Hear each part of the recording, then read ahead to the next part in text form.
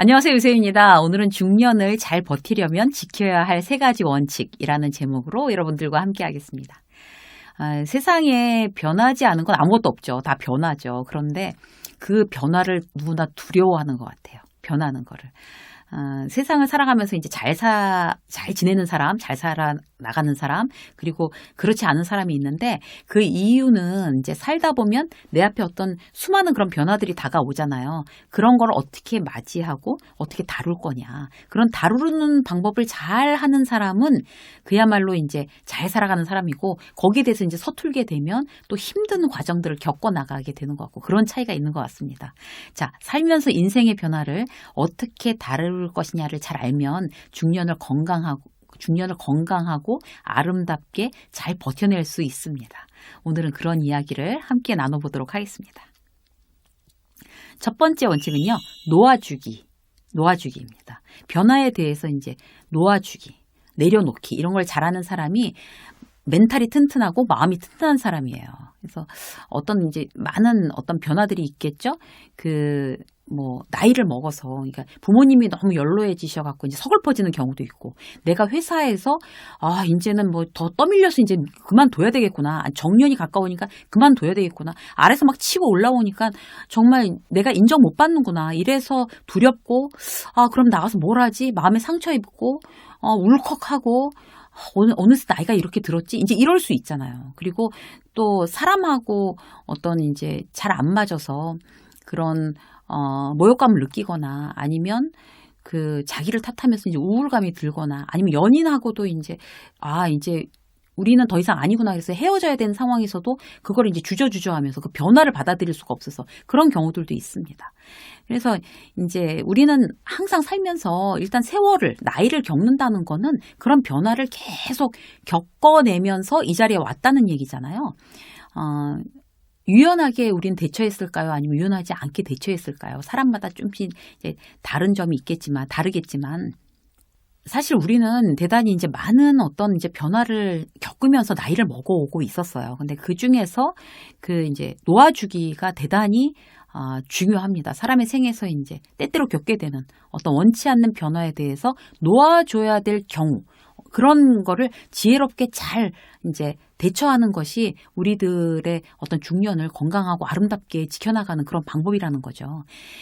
놓아주기라는 거는 포기한다는 그런 뜻이 아니에요. 그리고 그냥 방관하고 방치한다는 그런 뜻도 아니고요.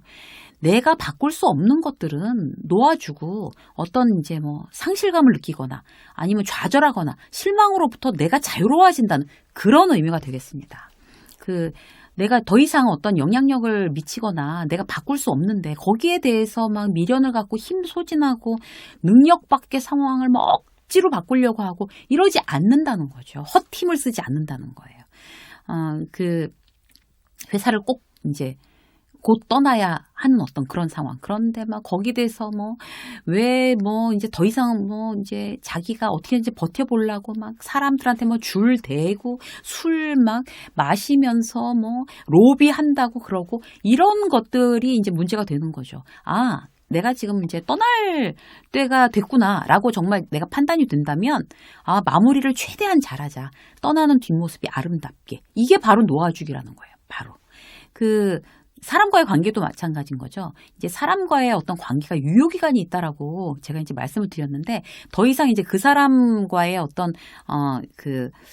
이게 관계가 더 이상 이제 틀어져가지고 더 이상 안 된다라고 할 때는 유효기간이 우린 이제 끝났구나. 그러면 정말 행복을 빌어주면서 정말 관계를 끝내는 것도 바로 놓아주기입니다. 연인과 헤어지는 것도 질질 끌면서 헤어지지 못해서 이러는 경우들도 사실 많잖아요. 그럴 경우에도 이제 우리의 인연은 여기까지인가 봐. 그래서 정말 다 쿨하게 정말 놓아주는 거 이런 것도 중요한 거죠. 연로하신 부모님이 막 이제 연로하신데 세월을 거꾸로 돌릴 수는 없잖아요. 그러니까 계속 연세 드시고 그런 이제 저희 또래 같은 경우를 보면 그런 걸 굉장히 많이 걱정해요. 부모님이 너무 연로하셔서 너무 걱정된다 이제. 그런데 중요한 거는 세월을 돌릴 수는 없어요. 정말 그야말로 이제 마음을 내려놔야 되는 거예요. 점점 더 연세가 드시고 몸은 더 약해지시겠죠. 그러면 여행도 못 가고 뭐 맛있는 거 뭐 사 먹으러 가도 그 맛있는 줄도 잘 모르고 그럴 거에 대비해서 지금 할 수 있는 걸 그냥 하는 거예요. 지금 할 수 있는 거. 나이를 들어간다? 점점 몸이 더 약해진다는 그거에 대해서 이제 마음을 내려놓고 그러면 지금 할 수 있는 게 뭐냐? 지금 할 수 있는 걸 하는 거죠. 최대한 잘하는 거죠. 같이 여행 다니고 가까운 데라도 여행 다니고 맛있는 거 사드리고 즐거운 추억들을 시간들을 많이 만들어내는 거 이런 게 결국에 이제 우리가 정말 지혜롭게 마음을 내려놓는 어떤 그런 방법이 되겠습니다. 지금 내가 나중에 후회하지 않으려면 그럼 지금 이 시간 뭐를 해야 될까? 나의 마음을 내려놓고 뭐를 해야 될까? 이런 걸 생각을 해보는 거죠. 자, 두 번째는 머무르기예요. 머무르기에 대해서도 이제 잘 생각을 해봐야 되는 거죠. 이거는 어떤 이제 변화가 내가 이제 그 예상치 않은 내가 원치 않은 어떤 변화가 왔을 때 이런 거를 회피하지 않고 해결책을 찾으려는 어떤 열린 자세를 말한다고 해요. 그래서 그 어떤 이제 뭐 그냥 꾹 참고 그 정말 어떤 고통을 막 참고만 있어라 이런 얘기가 아니라 이런 상황에서 그러면 내가 어떤 거를 여기에 이 변화에 내가 머무르기 위해서 어떤 일을 해야 될지를 생각해 보는 거예요. 예를 들어 볼게요. 중년에 퇴직 많이 하잖아요. 그 떠밀려서 이제 퇴직하는 사람들도 많아요. 그러니까 그 제 지인은 그 이제 나이가 이제 이렇게 들었으니까 굉장히 이제 일찍 조기 이제 은퇴 뭐 이제 명예퇴직 이제 이런 거를 시키는가 보더라고요. 그러면 일을 이제 안 준대. 거의 1년 동안 일을 안 주고 그냥 뭐 회사에 그냥 그야말로 나와서 그냥 이제 뭐 출근 체크하고 뭐 일도 없고 또 회의 참석할 것도 없고 막 이러니까 그냥 그렇게 방황을 하는 것 같더라고요. 저희 지인은. 근데 그럴 때 이제 이 지인한테 이제 만나서 이제 얘기를 할 때 굉장히 그런 것 같고 씁쓸하다. 이제 굉장히 평생 있었던 직장인데 그렇게 이제 나 무시하는 것 같고 그 나는 더 이상 쓸모없이 그냥 이렇게 버려지는 존재 같아 갖고 너무 씁쓸하다. 이제 이 얘기를 하더라고요. 그래서 제가 이 머무르기 얘기를 해줬어요. 머무르기 내가 원치 않는 어떤 그런 변화지만 이미 변화는 왔고 여기서 그러면 어떻게 해야 될까?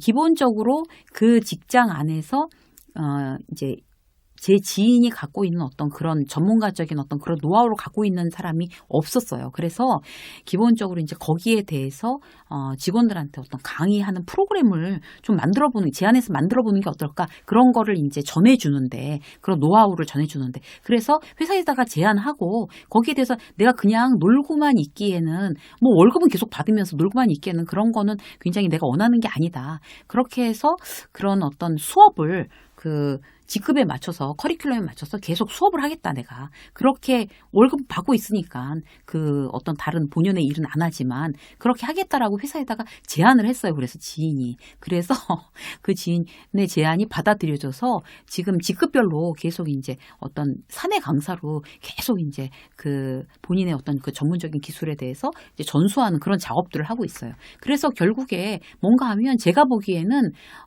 이제 예상하기로는 그런 일로 그 회사에서 계속 머무를 수가 있게 될 것 같아요. 본인도 이제 그런 좀 언지를 받았나 봐요. 그래서 너무 잘 됐다. 이제 그런 얘기를 했어요. 그러니까 중요한 건 뭔가 하면 내가 원치 않는 어떤 그런 변화가 오더라도 마지막까지 최선을 다하고 일을 돕고 끝까지 그 자기 스스로한테 어떤 집중하는 이런 것들이 그런 머무르기의 어떤 그런 자세가 아닐까 싶어요. 기회가 안 온다고 해도 끝까지 최선을 다했다는 어떤 만족감은 남을 거 아니에요? 그게 바로 이제 머무르기라는 거죠.